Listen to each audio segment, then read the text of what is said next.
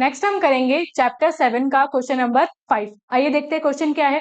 Question आपसे कह रहा है find the coordinates of a point A where AB is a diameter of a circle whose center is 2, -3 and coordinates of B is 1, 4। ये question आपसे पूछा गया है आरबीसी ईयर 2025 में। अब ध्यान से देखिए, क्वेश्चन कह रहा है आपका एक सर्किल है, सर्किल की जो डायमीटर है वो आपको क्या दी गई है, ए और बी। सर्किल के डायमीटर क्या है, ए बी। बी पॉइंट के कोऑर्डिनेट आपको दिए गए हैं 1, 4 और जो सर्किल का सेंटर है, सेंटर क्या है, सी। सेंटर सी के कोऑर्डिनेट आपको क्या दिए गए हैं, सेंटर सी के कोऑर्डिनेट हमें दिए गए हैं 2, -3। तो आपसे पूछा गया है कि ये जो पॉइंट ए है, पॉइंट ए के कोऑर्डिनेट्स क्या होंगे। अब हम ध्यान से देखें तो इस फिगर को जरा और क्लियर बनाएं। ऐसी कुछ सिचुएशन है, पॉइंट ए के कोऑर्डिनेट्स हमें फाइंड करने हैं, पॉइंट बी के कोऑर्डिनेट आपको दिए गए हैं 1, 4 और आपसे कहा गया है कि सर्कल के सेंटर के कोऑर्डिनेट्स। अगर मान लीजिए ए बी क्या है, डायमीटर, सर्कल का जो सेंटर है वो कहाँ आता है, एग्जैक्टली मिड में आता है। यानी हम ये कहें कि जो सेंटर सी के कोऑर्डिनेट आपको दिए गए हैं 2, -3, वो एक्चुअल में क्या है, वो एक्चुअल में इस ए बी लाइन सेगमेंट का मिड पॉइंट है।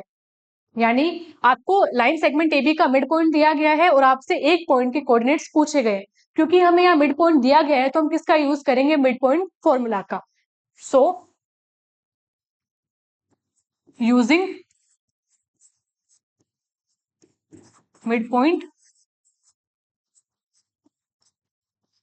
फॉर्मूला, मिड पॉइंट फॉर्मूला का यूज करते हुए हम क्या जानते हैं, मिड पॉइंट फॉर्मूला होता है आपका x, y is equals to x1 plus x2 by 2, y1 plus y2 by 2। जहां पर x, y क्या होते हैं, x, y होते हैं आपके मिड पॉइंट के कोऑर्डिनेट्स, x1 और y1 क्या होते हैं, जो आपका फर्स्ट पॉइंट है उसके कोऑर्डिनेट आपके क्या होते हैं, x1, y1, जो कि हमने यहाँ मान लिया। और जो आपके x2 और y2 है वो क्या होते हैं, जो आपके सेकंड पॉइंट है उसके कोऑर्डिनेट। यानी यहाँ पे x2 और y2 क्या है आपका 1, 4 और जो x, y है वो क्या आ गया आपका 2, -3। सारी वैल्यूज हमें पता है तो क्या करें, इस फॉर्मूले में पुट करते हैं। x, y, x की जगह क्या आएगा 2, y की जगह क्या आएगा -3। सो 2, -3 इज इक्वल्स टू x1 हम फाइंड कर रहे हैं, x2 क्या दिया गया है आपको 1 अपॉन में 2, y1 हम फाइंड कर रहे हैं और ये जो y2 है, y2 आपको दिया गया है 4, तो y1 प्लस 4 बाय 2, ये हो गया। ठीक है, अब हमें क्या फाइंड करना है, x1 और y1 फाइंड करना है। हम ध्यान से देख पा रहे हैं कि यहाँ पे दो पॉइंट्स है जो आपस में क्या है, इक्वल।